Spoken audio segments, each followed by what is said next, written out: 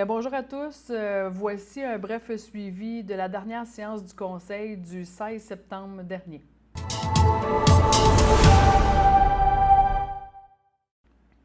Pour commencer, dans l'administration et ressources humaines, on a autorisé la Ville de Rouyn-Noranda de donner un contrat à SSQ, groupe financier, qui est rendu Beneva. Dans le fond, c'est un contrat qu'on avait donné à la Ville de Rouyn-Noranda, toutes les municipalités de la région, mais également du nord du Québec, pour négocier le contrat d'assurance collective. Ensuite de ça, adoption du règlement au niveau de la régie interne et au maintien de l'ordre durant les séances du Conseil de ville, qui est une obligation gouvernementale. Au niveau de travaux publics, urbanisme et environnement, on a fait une demande d'arrêté ministériel pour la protection des sources d'eau potable. C'est une demande qu'on fait directement là, au ministère des Ressources naturelles et des forêts. C'est super important pour nous là, de bien protéger notre eau potable. Donc, c'est une demande qu'on va faire là, sous peu. Au niveau sécurité publique et incendie, on appuie la semaine de la sécurité ferroviaire, super important. Chaque année, au Canada, aux États-Unis, il y a différents décès, accidents là, quand même majeurs là, sur la voie ferrée. Donc, on appuie toujours la semaine de la sécurité ferroviaire. Prochain point, fête de l'Halloween, date tant attendue de la population. Dans le fond, on a laissé la fête un vendredi, mais cette année, ce sera vendredi le 1er novembre, de 17h à 20h. On a changé les heures. Et pour les prochaines années, ce sera le vendredi le plus près du 31 octobre.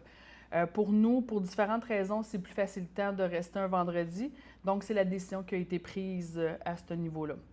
Loisirs, jeunesse, communautaire et saines habitudes de vie, nous avons fait une réparation au niveau de la tour d'eau à l'Arena.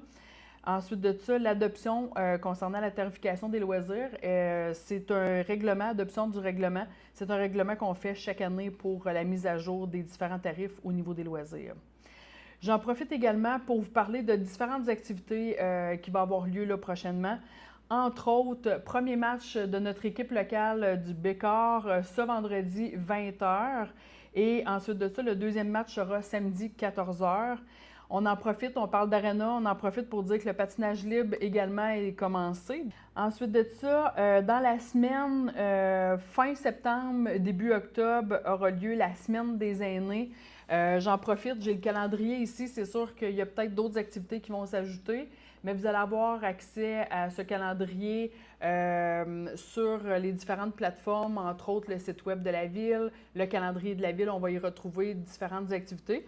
Donc, on vous invite à participer à le plus d'activités possible à ce niveau-là.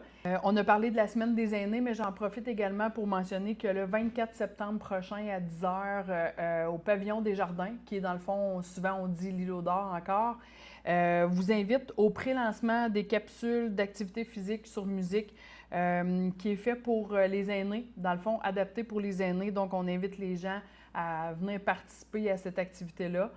Donc, j'en profite également pour vous dire que le prochain bulletin municipal, le journal municipal, dans le fond, La Belle Nouvelle, sortira vers la fin de la semaine prochaine. Donc, toutes les activités que je vous ai parlé vont se retrouver dans le journal, mais également plusieurs autres informations là, utiles pour vous.